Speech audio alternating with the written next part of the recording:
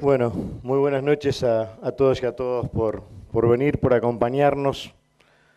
Vamos a ver si hacemos algún contrato con Somos Uruguay, porque si mal no recuerdo, las dos instancias anteriores también era una noche fría, con agua, y capaz que estos servicios de lluvia sirven para algún sector productivo del país.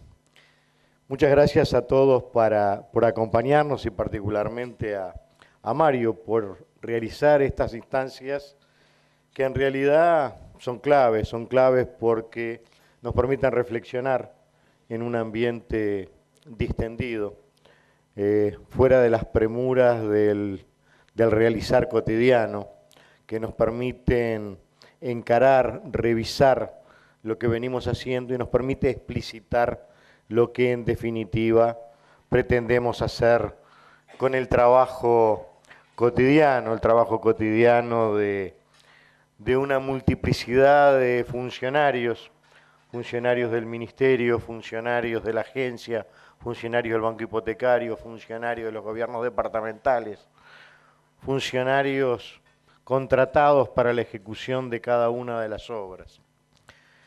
Y este video de presentación, que entre otras cosas yo no había tenido la oportunidad de verlo antes, creo que refleja una serie, una multiplicidad de estos elementos de lo que hemos venido construyendo. El título del evento de hoy, en definitiva, habla de la descentralización, porque pensamos que esta es una señal de identidad de esto que hemos venido construyendo. Entendemos la descentralización, en definitiva, como un proceso de delegación de poder que implica más que la mera desconcentración de la distribución de recursos y aspectos administrativos. Estamos hablando que uno realmente delega el poder, empieza a compartir con otras instituciones, con otros actores organizados, sea a nivel cooperativo, sea a nivel de grupos organizados para la autoconstrucción asistida o la autoconstrucción, que realmente generan espacios de decisión, espacios de generación, de crítica, de aporte y de avance. Normalmente cuando se habla de descentralización se piensa fundamentalmente en fondos, pero el enfoque, el encare que le hemos decidido dar del Ministerio es mucho más amplio que la realización de la transferencia de recursos económicos.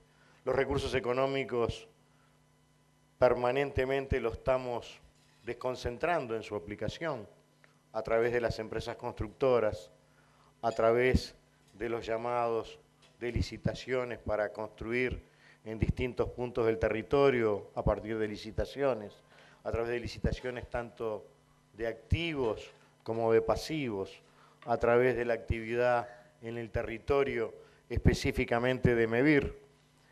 Y esto me parece que es importante tenerlo presente, porque ahí hay efectivamente transferencias de recursos.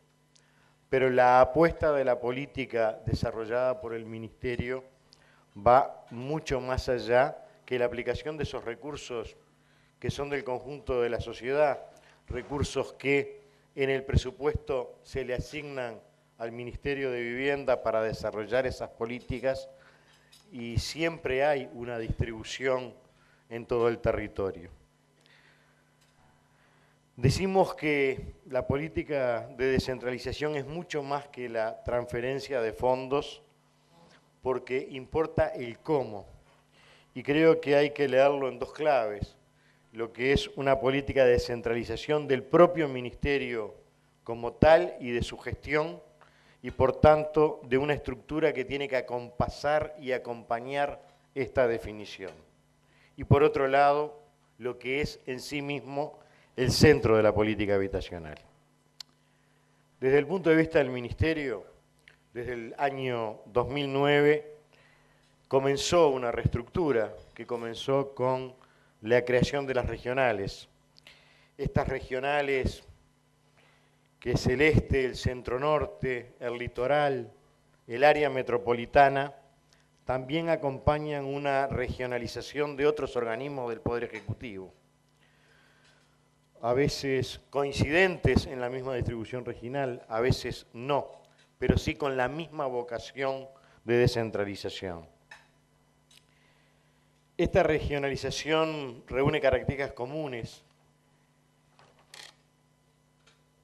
que empiezan a mirarse como un todo, sin abandonar las partes que son cada uno de los departamentos que le integran y que tienen cada uno sus particularidades.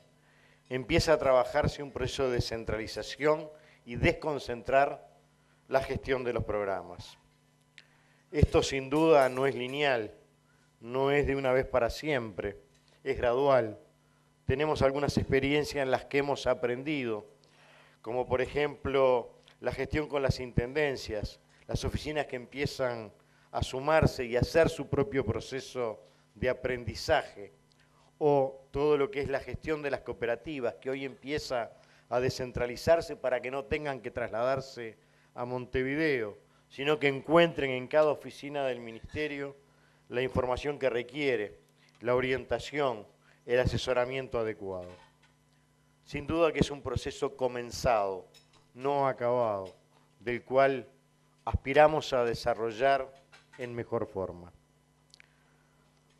Otra clave de esta descentralización, sin duda, es la articulación y la puesta en común con los socios en el territorio, como son las mesas interinstitucionales, los gobiernos departamentales, las cooperativas, la Agencia Nacional de Vivienda y en definitiva también lo que es la ciudadanía organizada.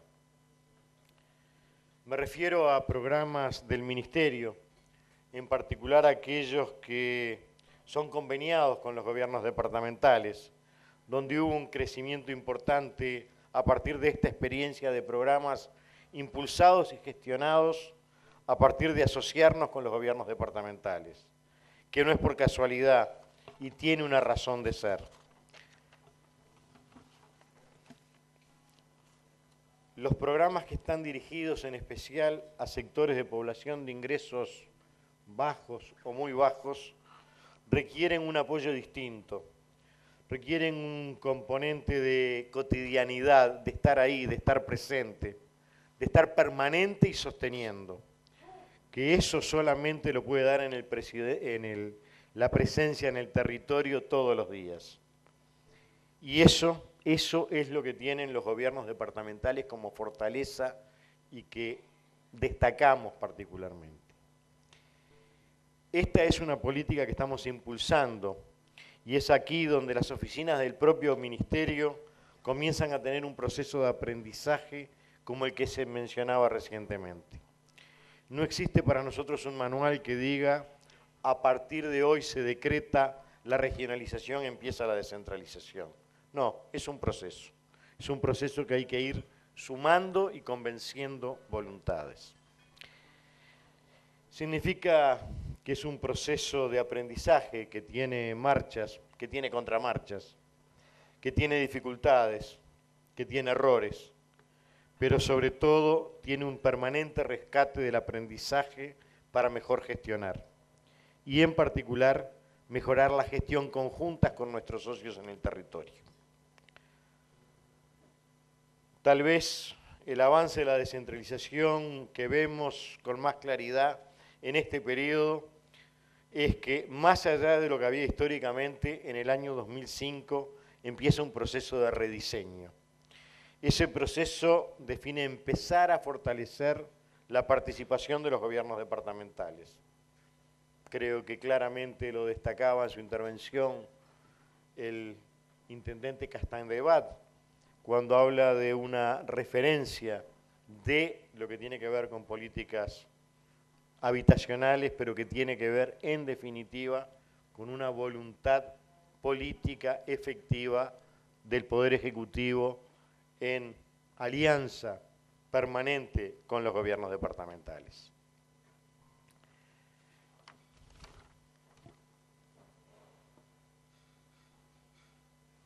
implica también rescatar y tener presente algunos otros elementos que hemos impulsado y hemos desarrollado en este periodo.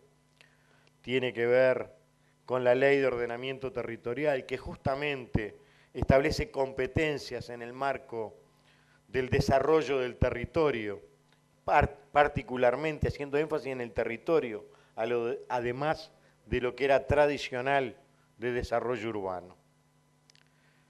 Entonces, si miramos unos años para atrás y lo ponemos en perspectiva, creo que podemos visualizar que lo que hoy aquí es el resultado de esa profundización de desarrollo. Estamos dando en este periodo los segundos, los terceros pasos en un proceso ya iniciado, un proceso que no debemos desconocer, a nuestro entender, en ningún sentido, que nos permite rescatar los aciertos y aprender de los errores para diseñar una mejor política de cara al futuro. Muchas veces en el transcurso de esta administración nos hemos preguntado en lo que va de esta administración, cuál va a ser la meta o el punto de llegada de este proceso ya iniciado. Si me lo permiten, yo creo que ya sea como un objetivo, como una aspiración, la meta es justamente de las propias regiones, desde los propios departamentos, esta política habitacional tenga expresiones específicas que hacen a las características de las que hablamos. En la medida que uno convoca a los actores a ser parte de la toma de decisiones, convoca a ser parte de esta construcción, de las soluciones para responder a esas necesidades que hay en un territorio determinado. Esto implica de forma clara generar el espacio de participación de la gente. Por ejemplo, cuando hablamos de programas de relocalización o los programas de autoconstrucción, estamos hablando de espacios de reunión con las familias, con el gobierno departamental, con los técnicos, con el ministerio, donde lo que hay es un intercambio de problemáticas, una puesta en común de los trabajos a realizar, donde se planifica un seguimiento por parte de las familias, pero también uno empieza a involucrarse en esos espacios de gestión que antes estaba reservado estrictamente a lo técnico y que empieza a modificarse, sin estar exento de dificultades y de contradicciones. Habemos algunos acá que tenemos un pasado de trabajo con colectivos para la construcción, y sin duda que esto implica necesariamente el cambiar cabezas, en cambiar nuestras cabezas, en el cual la crítica, la autocrítica, el cambio de planes sobre la marcha implica necesariamente un resultado de esa acción permanente, de construcción, de dejarnos de paradigmas escritos en la tabla de que son absolutamente la salvación. Estas contradicciones claramente y sin duda de las cuales el Ministerio no está exento, está formado por gente, por técnicos. Este Ministerio sigue apostando y en este momento estamos tratando de implementar una nueva estructura recién aprobada. Ministerio pequeño en términos de cantidad de recursos humanos, que está fortaleciendo y construyendo capacidades en todo el país, a diferentes tiempos, pero al mismo ritmo. Estamos hablando de un ministerio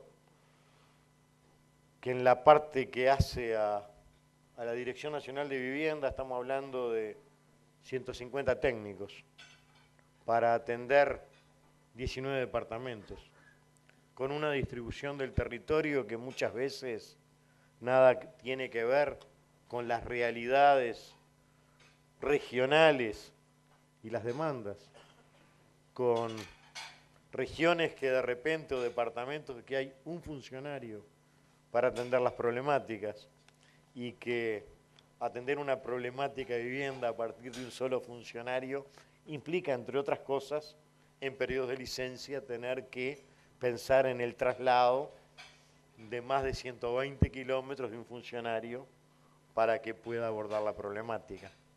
Un ministerio que está, como la estructura general del Estado, básicamente en las capitales departamentales y algunas otras ciudades. Y estos son parte de los desafíos, de seguir construyendo, y por eso también la necesidad, el compromiso de trabajar con los gobiernos departamentales, que tienen capacidades para instalar o instaladas en distintos puntos del territorio.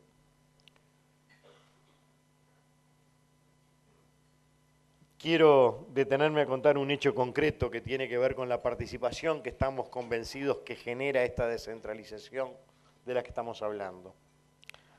Hace pocos días la directora nacional de vivienda estuvo en Cerro Largo, en un encuentro con familias pertenecientes a un programa conjunto con el gobierno departamental, que lo que reclamaban era que se formara una comisión de seguimiento. Y esto nos cuenta de lo que estas familias estaban pidiendo, era la formalización de un espacio para saber, para tener información, para opinar, en definitiva, para cooperar y ser parte de la propia solución. Esto nos implica a todos los actores, técnicos, gobernantes, nos implica un cambio grande en la cabeza, nos cuestiona, nos interpela, nos exigen cambiar las sendas, estar permanentemente atentos a esas necesidades de cambio según las circunstancias. Para nosotros un reclamo o un pedido de esta naturaleza es más que bienvenido, porque nos está dando cuenta de un proceso que va tomando un rumbo, que va logrando la apropiación, que va la población haciéndose protagonista y exigente protagonista de estos desarrollos, en busca de las soluciones. Porque la política habitacional tiene que tener los componentes esenciales que definíamos al inicio del periodo: el préstamo, el subsidio, el esfuerzo de la gente, esfuerzo que según las familias podrá ser a través del ahorro previo o en horas de trabajo. Y obviamente todo esto enmarcado en algo que creemos que es marca de identidad, que tiene que ver con un producto adecuado, de calidad y adecuado a las necesidades de cada una de las familias. Pero fundamentalmente también tiene que tener esa ida y vuelta con la gente, que es la que va pautando de alguna manera, en base a un principio de realidad, las cosas que se pueden ir haciendo. Es decir, un diseño de la política habitacional que tiene los componentes básicos, pero que después, con lo que la gente tiene para dar, para opinar, para decir, para cuestionar, termina de moldearse en un programa que responde a esa realidad. Ese es el valor agregado que nosotros identificamos en el diseño y la ejecución del Plan Quinquenal de Vivienda, Mi Lugar Entre Todos. Esta es la principal diferencia entre una política que diseña un plan o un programa que está cerrado de tal forma que si la gente no reúne esos requisitos como si fuera una cajita, queda fuera. Esa ventanilla única, respuesta única que tuvimos durante muchos años en nuestro país. Un programa en que la gente la llamaban a inscribirse en la medida que tuviera determinados requisitos. Y lo que había era esa política de detalle único y de un producto de menor calidad, sin condiciones pensadas en función de las características de la población. Políticas binarias, políticas de totales, sí o no, ¿es esto o no hay nada? Más allá de las agendas políticas distintas, compartimos o creo que deberíamos compartir una mirada común. Y esa mirada común refiere a la total convicción de que cada vez más tenemos que ir a una consolidación de más y mejor democracia. Y eso hace el gobierno nacional, hace a los gobiernos departamentales, hace también al desarrollo de los grupos organizados.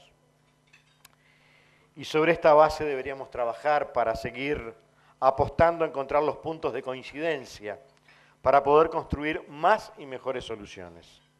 Y la búsqueda de más y mejor democracia necesariamente tiene una condición imprescindible, que es que la población participe. También hay que ser eficientes en la descentralización, y a veces por descentralizar se ve una sumatoria de espacios o una sumatoria de programas. De lo que estamos hablando hoy, o lo que hemos intentado hacer en este periodo, es que los programas en el territorio se multipliquen, pero sobre todo administrando correctamente los recursos. Y eso implica tener claro que si hay un organismo del Estado ejecutando una política social vinculada al tema, no es ir a superponernos, es ir a ver con ese organismo cómo nos podemos potenciar, cómo podemos multiplicar nuestra acción. Fundamentalmente tiene que ver con niveles de coordinación a través de las mesas interinstitucionales, niveles de coordinación sistemático con los gobiernos departamentales, niveles de coordinación a través del gabinete social. Sabemos que tiene sus dificultades, sus contradicciones, pero estamos en un proceso que hay que seguir construyendo. A esta altura de la administración es impensable no encontrarse repasando y reflexionando sobre lo que avanzamos. Indispensable no rendir y rendirnos cuenta de lo hecho, y también no imaginar cómo será el futuro de lo que hoy estamos construyendo. Pero estamos convencidos de que lo importante es rescatar el aprendizaje. Espacio de participación que conoce diversidad de actores, actores privados y actores públicos. Políticas donde hay espacio para las empresas constructoras, donde hay espacio para los inversores, hay espacio para la sociedad civil organizada, hay espacio para el trabajo conjunto de los distintos organismos. Lo que uno no puede perder de vista es que es un proceso de cambio que vino para quedarse. Esto no debería de ir para atrás, y en eso creo que tenemos la coincidencia con todos los gobiernos departamentales, con las mesas institucionales, con las cooperativas y con la población misma en el territorio. Eso es así, no va para atrás, esa debe ser política de Estado. Esa política entendemos que vino para quedarse y nos parece que eso es un cambio. Por ejemplo, hace unos días, muchas veces nos encontramos en discusiones con vecinos y con los gobiernos departamentales respecto a si están o no para recepcionarse algunas viviendas. Tema que con alguna gente acá hemos tenido en otros ámbitos la valoración como técnico en el Consejo de si debía o no entregarse determinados conjuntos, ya sea con las cooperativas, ya sea a nivel de fondos sociales. Estos son temas que habitualmente se dan cuando hay colectivos trabajando. Es un proceso de aprendizaje que hay que administrarlo, porque uno se siente cuestionado y para nosotros no hay nada más saludable que ese cuestionamiento con responsabilidad. Lo que no siempre significa que el otro tenga la razón, ni las instituciones ni las familias organizadas. Pero hay que tener la flexibilidad para ponerse en una mesa con todas las miradas y más allá de tensiones definir y defender qué es lo correcto en esta coyuntura, que no son verdades reveladas, que quedan petrificadas de ahí en más para seguir orientando el camino. Aún debemos profundizar, también crear nuevas formas que permitan seguir descentralizando servicios. Debemos seguir exigiéndonos mutuamente, todos los actores, incluidos los municipios, los entes públicos. En definitiva, esto es la expresión de la participación y la delegación de poder. También las empresas constructoras, también los inversores. Esto para nosotros es un cambio importante de la profundización de esta descentralización en este periodo de gobierno. Quisiera para cerrar, traer algunas reflexiones vinculado a algo que decíamos al momento de asumir la cartera del ministerio. Y es a partir de una canción de Pax Yandión, que seguramente los más veteranos lo tendrán presente, con algún pequeño cambio. No existe salida individual. Las salidas del conjunto social, en lo educativo, en lo laboral, en la generación de valores.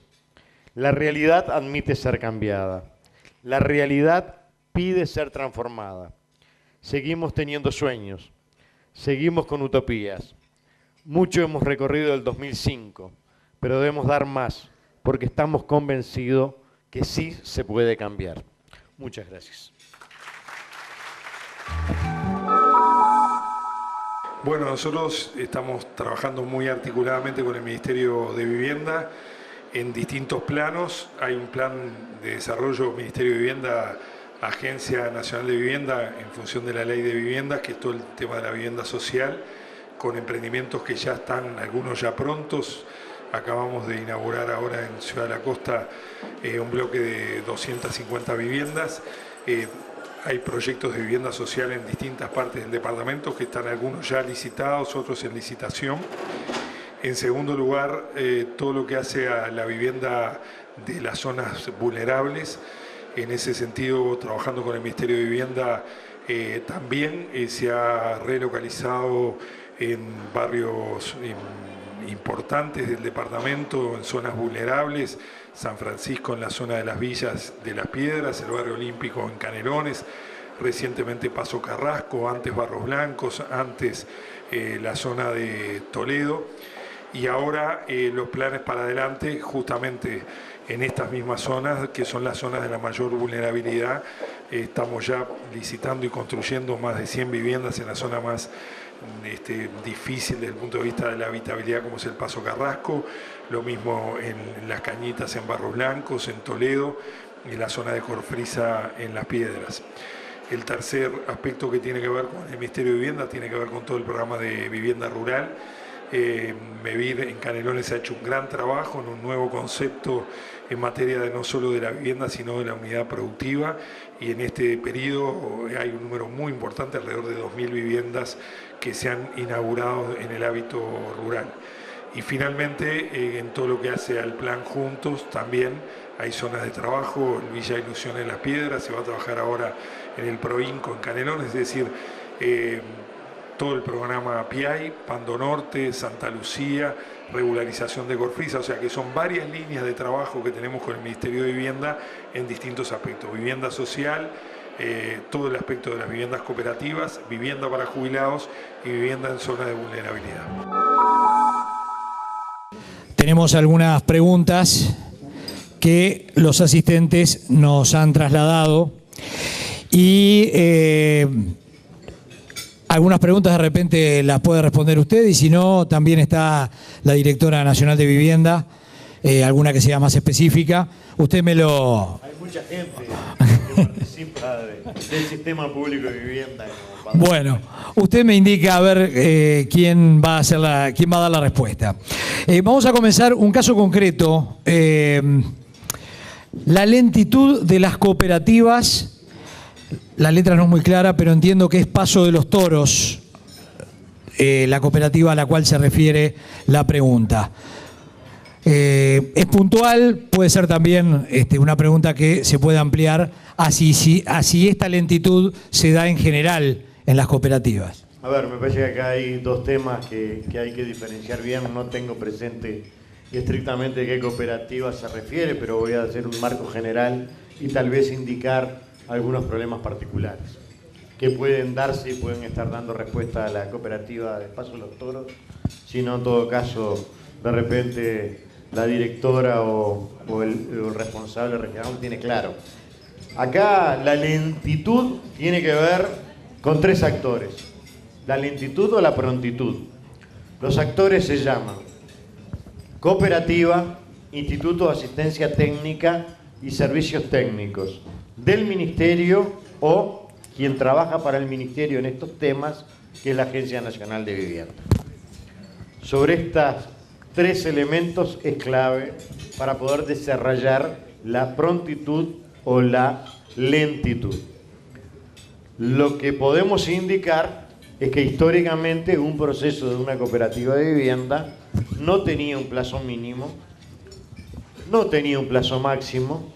De hecho, hubo alguna cooperativa que a mí me tocó dirigir que comenzó cuando yo hacía primer año de Facultad de Arquitectura y me tocó dirigir esa cooperativa 32 años después de haber culminado la cooperativa y tener unos cuantos años. Estoy hablando concretamente de una cooperativa en Gregorio Osnares, que la dejé a medio terminar porque fue cuando asumimos en MEVIR. Los plazos hoy están estipulados y una cooperativa que realice los plazos como deben de ser, no tendría por qué, tiene un plazo mínimo de 1 año y medio, si no me equivoco, tal vez algo menos, y un plazo máximo para comenzar la obra, que es 1 año y medio más 2 sorteos más, estamos hablando de 1 año más. Con eso estaría en condiciones. De los problemas que hay muchas veces tiene que ver con la obtención de los terrenos en condiciones para poder desarrollarse. Y en esto somos bastante firmes en lo que tiene que ver con cuáles son las condiciones. Cuando hablamos de una política de vivienda estamos hablando de una política de calidad. Cuando estamos hablando de una política de calidad estamos hablando de una política responsable. Responsable en muchos aspectos. Entre otros aspectos en lo que hace con el cuidado del medio ambiente. Y particularmente somos cuidadosos, en primer lugar, en aquellas localidades donde hay sistema de saneamiento, que efectivamente las cooperativas trabajen con terrenos que o tengan o antes de comenzar la escritura estén con los servicios en su puerta. ¿Por qué? Porque también ha habido oportunidades en las cuales hay emprendimientos de vivienda, cooperativas y no cooperativas, que a veces se terminaban y no contaban con los servicios, con lo cual sucedía en oportunidades que, hecha la gran inversión que implica la construcción de la vivienda, pasaba 1 año y medio antes de contar con los servicios, porque había que extenderlos. Entonces, esto me parece que es un tema de responsabilidad. Hay algunos temas en algunas localidades que tienen que ver con los problemas de estructura que tiene el país. Y esos problemas de estructura que tiene el país tienen que ver con el desarrollo que históricamente ha habido de los sistemas de saneamiento, los sistemas de redes y los sistemas de pozos que teóricamente son para que una barométrica los recoja, le haga un tratamiento que muchas veces está claro que hay dificultades de dónde deben de volcarse. En ese sentido estamos encarando a través de una comisión creada en el Ministerio de Vivienda con participación de la OCE, la DINAGUA, la DINAMA, y MEVIR y DINAVI, un plan que dé respuesta, que permita dar respuesta a todo el país. Y eso sabemos que es una limitante, pero es como tanto de los temas de este país. Hasta que no llegamos a ese punto, no había una conciencia colectiva de las carencias que había. Como hemos profundizado, como se ha desarrollado claramente el cooperativismo, estamos hablando que en este momento, para que tengan una idea, hay 120 cooperativas en obra. ¿Es correcto, Lucía? 120 cooperativas en obra, donde más del 60% está en el interior del país. Entonces, lo de Paso de los Toros me imagino que tiene que ver básicamente con la obtención de la tierra. Si no, después hablamos. Sí, tengo algunas preguntas que van dirigidas para la directora. Antes, algunas más que tengo para usted. En el marco de la ley de inversiones, ¿dónde evalúa usted que tuvo mayor repercusión? ¿En Montevideo o en el interior? A ver, me parece que acá las respuestas, cuando medimos repercusión, hay que ver efectivamente al objetivo final. La realidad hoy es que la mayor repercusión ha estado en volumen en Montevideo, área metropolitana, Maldonado. Desde el punto de vista final, vamos a ver cuando lleguemos, cuando estén estas viviendas comercializadas, de qué forma y a qué población llegan. En el interior del país, la respuesta que ha habido ha estado acompañada también en virtud de precios y valores que la hacen accesible a la población que ahí radica. Desde el punto de vista volumen, claramente Montevideo es el más. Desde el punto de vista de impacto urbano, seguramente también Montevideo y particularmente algunas localizaciones en particular dentro de Montevideo. Ministro, estamos en un año electoral y esta pregunta de repente tiene, si se quiere, algo que ver con esto que estamos viviendo en este 2014. La ejecución de los planes que se hacen con las intendencias, ¿se desarrollan de igual forma sin depender del color político del intendente de turno? Claramente que desde el punto de vista de la puesta del menú de ofertas que el Ministerio ha realizado, la ha hecho sin discriminación alguna a absolutamente todas las intendencias del país.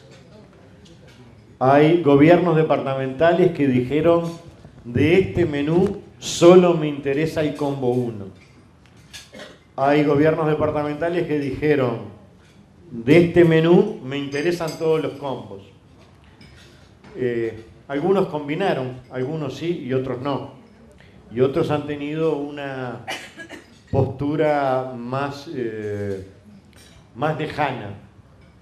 Sin duda que con los convenios, en este momento no estamos en condiciones de comprometer nuevos recursos que claramente son de la gestión que viene, de lo que se está ejecutando en la medida que esté ejecutado de acuerdo a lo previsto o poniéndose al día con respecto a las tareas que vienen desarrollando, sin duda no hay ningún problema en ese sentido.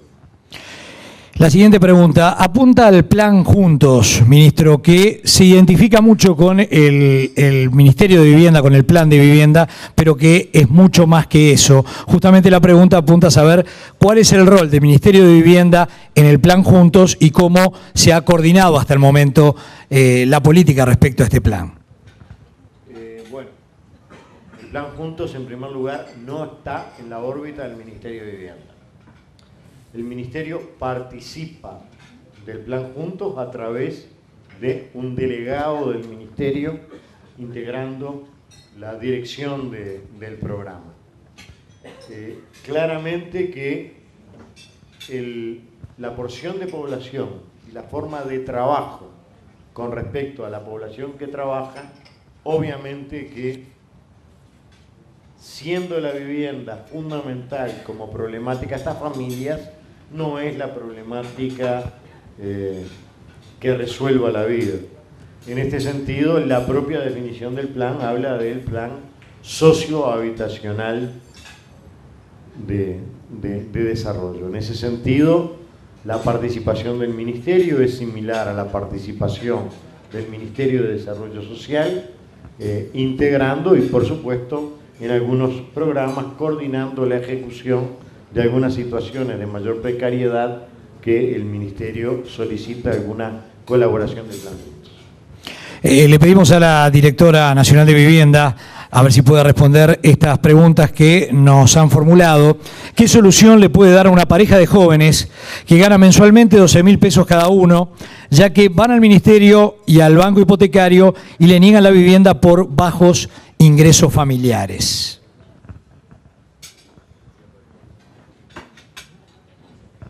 Bien, buenas noches para todos, para todas.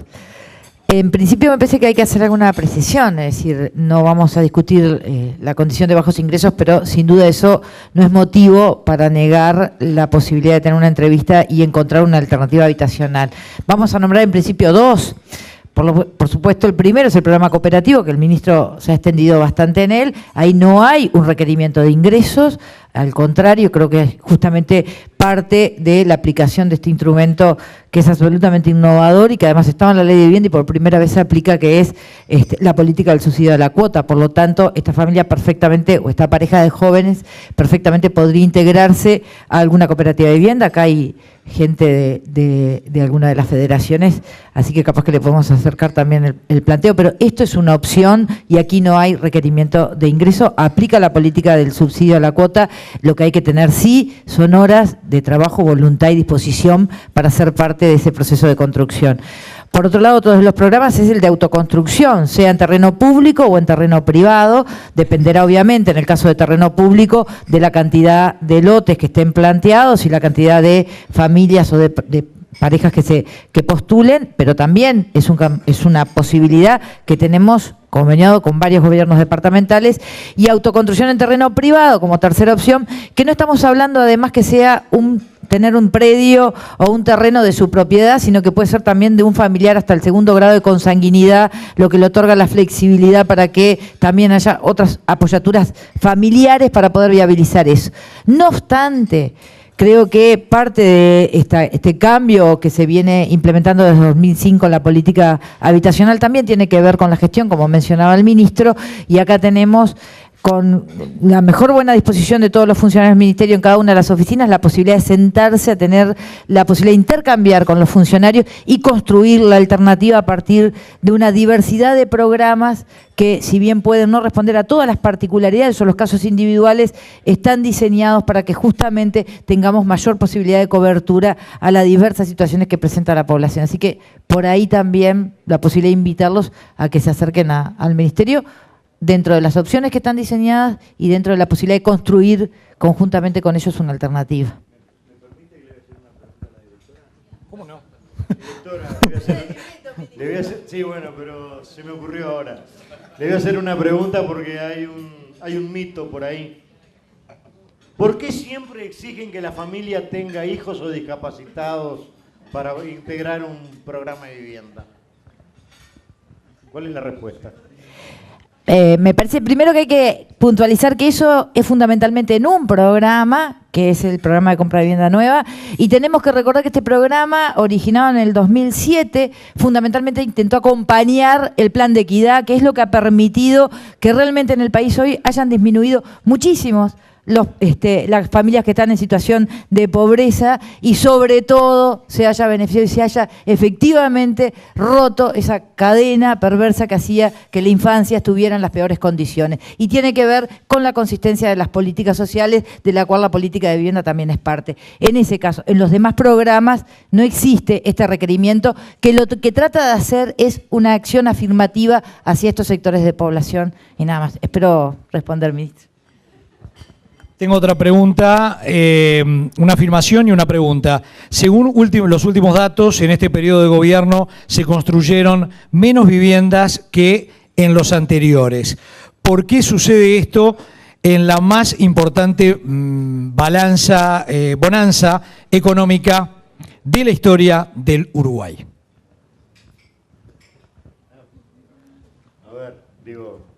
Yo creo que en primer lugar hay un problema de afirmación y un problema de conceptos. Que se construyó menos, vamos a discutirlo, pero vamos a ver si estamos comparando frutillas con manzanas, porque una cosa es hablar de política de 32 metros cuadrados y otra cosa es hablar de vivienda completa de acuerdo a las necesidades de un núcleo familiar determinado, donde pueda desarrollarse, como debe desarrollarse, la totalidad de las funciones que una familia cumple en una vivienda. Esto me parece que es lo primero que tenemos que destacar. En segundo lugar, yo creo que acá no se trata de un tema numérico. Si hablamos de numérico, volvemos a errarle al bizcochazo. Durante años, el conjunto de la sociedad descuidó en las políticas, hubo ausencia total de acción efectiva sobre el stock de vivienda existente. Y eso ha costado muy caro a la sociedad. Caro en el sentido de que hemos extendido sin ton ni son los centros urbanos,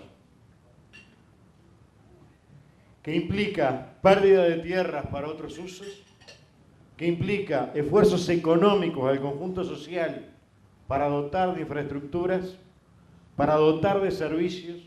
Y cuando hablamos de servicios estamos hablando de la totalidad de servicios, incluso el de transporte, que obliga a extender servicios, que obliga a extender calles, que obliga a extender redes de todo tipo, y todas esas redes, todos esos servicios implican, entre otras cosas, un sobrecosto desde el punto de vista del mantenimiento que claramente es de locos. Entonces, si comparamos números, debemos comparar absolutamente todo. Y debemos de comparar el resultado de las políticas y cómo es no solo el acceso, sino la permanencia de las familias en esos lugares. Porque extendiendo como se ha extendido, y esto creo que no es una crítica, no intenta ser una crítica partidaria, pretende ser una reflexión crítica desde el punto de vista del uso de los recursos de la sociedad.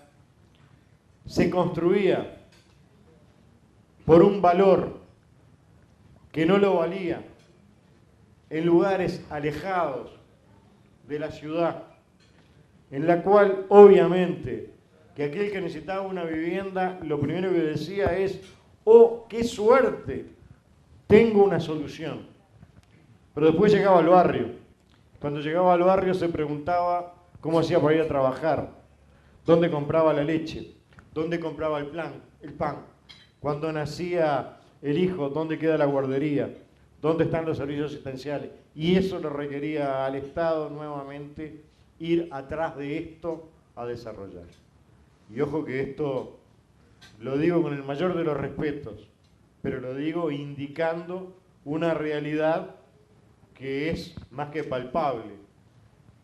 Construcción en periferia, vaciamiento de centros, deterioro del stock existente. Y esto me parece que con políticas activas desde el punto de vista que hemos venido realizando con los gobiernos departamentales, con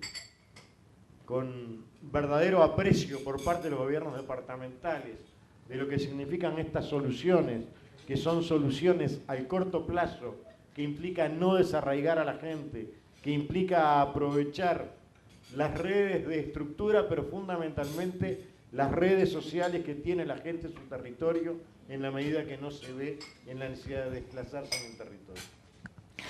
Me quedan dos preguntas. La última la dejo porque es directamente para usted. La otra, bueno, me dicen quién la va a responder. Recientemente se hizo el segundo llamado a interesados para la construcción de la vivienda, el plan vivienda social. ¿Cómo evalúa el Ministerio de Vivienda la respuesta y el interés manifestado por los inversores privados? Aprovechamos que tenemos aquí muchos promotores e inversores privados, así que es bueno saber el balance que hace el Ministerio al respecto. Sí, hace poco menos de un mes se hizo la segunda convocatoria para interesados, inversores con proyectos promovidos, interesados en gestionarlos a través del programa de subsidio al crédito hipotecario a través del Ministerio de Vivienda. En este marco, y lo conversábamos hoy con compañeros del Banco Hipotecario, la cantidad de inversores efectivamente nos sorprendió, nos parece que fue una muy buena respuesta, muchísima receptividad al planteo. Obviamente a partir de ahí una puesta en común y hay una agenda sistemática de recepción y de entrevista con estos inversores donde justamente se están analizando la actualización de los topes de precios de venta. Esto hace que algunos de los inversores estén adecuando y ajustando sus proyectos para efectivamente participar del mismo. Hasta el momento ya tenemos viviendas comprometidas con las declaraciones juradas pertinentes en Montevideo, Maldonado y Paysandú. porque tenemos que tener presente que acá hay un requerimiento básico que los proyectos tienen que tener un avance de obra del 30% al 31 de mayo. Eso implica que estamos todavía en fecha para ir concretando y a lo largo de este año efectivamente podemos seguramente incorporar otros departamentos. Así que la evaluación es hasta ahora altamente positiva y además con un número muy importante de inversores que están además ajustando proyectos que van a presentar en la agencia y que ya tienen en la agencia a estudios justamente para obtener esa promoción, que están adecuándolos a los topes de precio de venta para que puedan ser comercializados por el Ministerio con la población objetivo. Cierre el 31 de mayo. El cierre el 31 de mayo, el avance del 30% para que efectivamente podamos cumplir con los plazos que hemos difundido oportunamente a la gente. Muy bien, la última pregunta para el ministro es bastante simple pero complicada a la vez. ¿Cuál es el mayor debe de su gestión? El mayor debe de su gestión.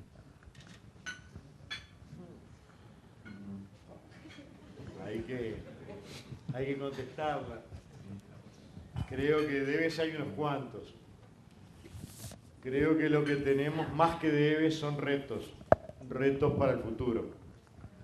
Los retos tienen que ver precisamente con el abordaje de algunos aspectos que muchas veces, cuando uno desarrolla pura y exclusivamente políticas pensando en lo sectorial, se olvida de las políticas transversales.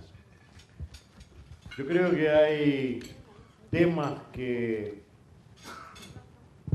nos hemos propuesto, en el cual se ha trabajado, se sigue trabajando, pero que quizás no alcanzamos lo que aspirábamos.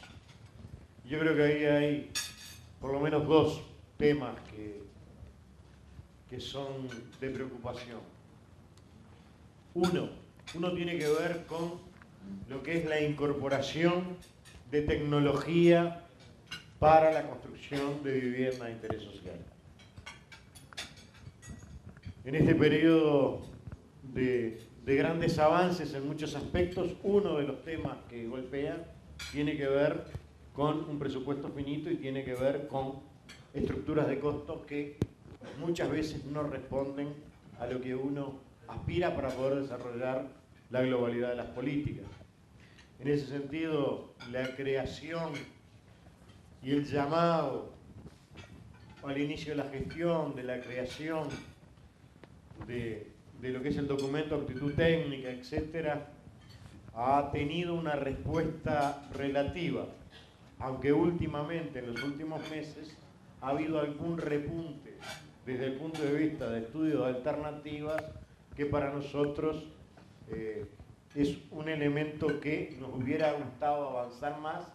No se avanzó todo lo debido, pero me parece que este es un debe global, un debe de la academia, un debe de los empresarios, un debe del ministerio, de la búsqueda de alternativas que nos permitan tener respuestas en menor plazo con costos que podamos desarrollar. El otro tema tiene que ver también con la descentralización de servicios. Acá tenemos al directorio pleno de OCE y saben de las preocupaciones que normalmente tenemos, de desafíos que hacen a pensar integralmente aquello que tiene que ver con los sistemas de saneamiento. En el país ha habido avances sustantivos en el desarrollo de distintos servicios de entes públicos, particularmente la telefonía, particularmente la electrificación, llegando a números que claramente son tremendos en cuanto a dimensión de país, llegar al 99%, arriba del 99% de la electrificación, la cobertura de teléfonos también, el trabajo que ha venido haciendo OCE a partir del trabajo con las escuelas rurales, dotando de servicios comunitarios de abastecimiento de agua, ha sido brutal. creo que sí tenemos que plantearnos el tema de sistemas de saneamiento que también permitan ser operados, pero es un desafío muy grande. Tengamos en cuenta lo que han sido las inversiones realizadas en este periodo para desarrollar sistemas de saneamiento en aquellos lugares donde hubo desarrollos habitacionales sin pensar ni el tema del saneamiento ni el tema de los pluviales, y que claramente han sido problemas, son problemas y debemos de encararlo. Y esto me parece que es algo que es un desafío, es una interpelación a todos los que tenemos poder de decisión, pero también somos conscientes de la magnitud de los recursos que se requieren. Y en ese sentido, bueno, el desafío es entrar a generar otras formas de gestionar, otras formas de pensar, otras formas de desarrollar sistemas también apoyados en el territorio. Ministro, muchas gracias.